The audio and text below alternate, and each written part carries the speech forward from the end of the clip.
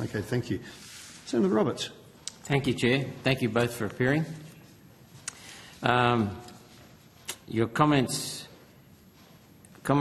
trigger some really serious questions. Have you seen James Parker's submission? I saw it last night, Senator, so I did read it yesterday evening. It's well worth the read. It opened my eyes a lot. I thought this issue was just about 3G coverage, regional access, safety issues, productivity, environment.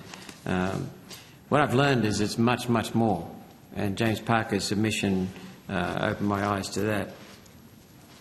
He claims that the industry is sacrificing public interest for commercial interests, getting more handset sales by shutting down 3G, forcing people to buy new handsets, more telco sales, more revenue for associated industry, recoup their 5G investment because it hasn't been as effective as lucrative as they thought.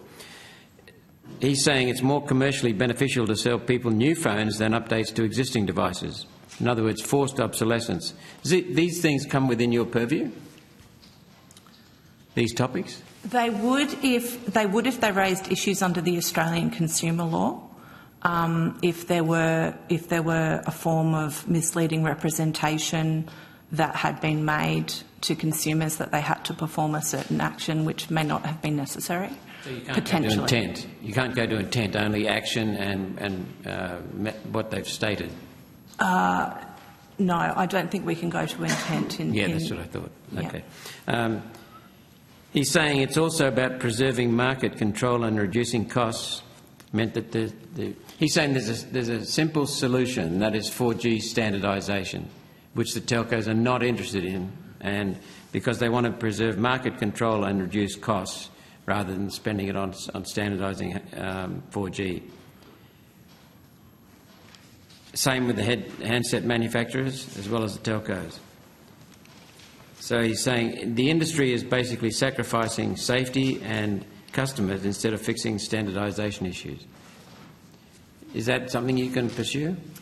So I think Mr Parker set out a number of device compatibility issues in his submission, and we're not aware, I think, of those issues that he did set out, and so I think we have focused on some of them, but they've been more to do with a different issue, and I don't really have. I'm not in a position to have all the technical information, so I don't think I could really provide an answer on whether there's a standards issue there. From our perspective, we're not the technical regulator.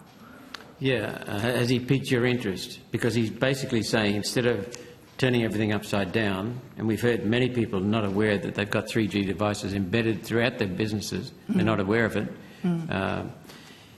Instead of pushing the solution as being one of shutting down 3G and causing a mess, he's saying, why don't we actually just focus on the real solution, which is being worked on overseas, and that is to standardise so that there's no problem.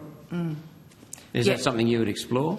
We can certainly have a look at some more detail in his submission, and if it raised issues, we'd certainly be very happy to have a look at that, Senator. Would that include a call to Mr Parker? Yeah, I'd be very happy to talk to Mr Parker. Okay. So he's basically saying the industry has failed to address root causes, which are serious 4G compatibility issues, and we don't need to go to this trouble and impose all these costs for the benefit of the telcos, benefit of the handset manufacturers and the associated industry. I think the challenge we have, Senator, is that we have that lens of the Competition and Consumer Act and the ACL that we'd need to have regard to. I accept that. Do you work with the other departments, like the department, in this case the Department of Communications? We do. You do? What's the working... I don't mean the quality of the working relationship, but how can you describe that relationship and the work together?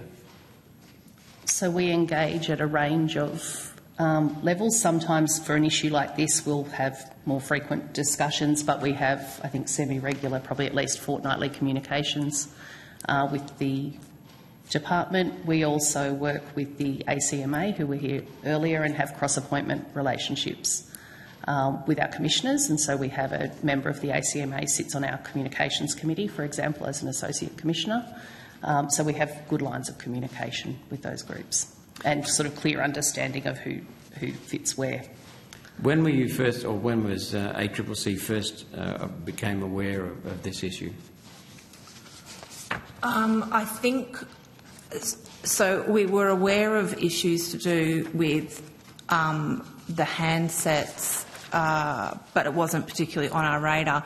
When we became first aware of the issue to do with that category of handsets that do have voice over LTE enabled but are unable to use that to make calls to 000, that was early March this year. Okay.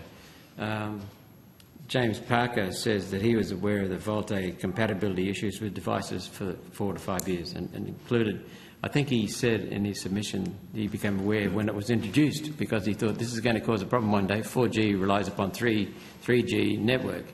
So he forecast the problem and he claims that he made attempts to bring attention to the issue, and these attempts were ignored for several years.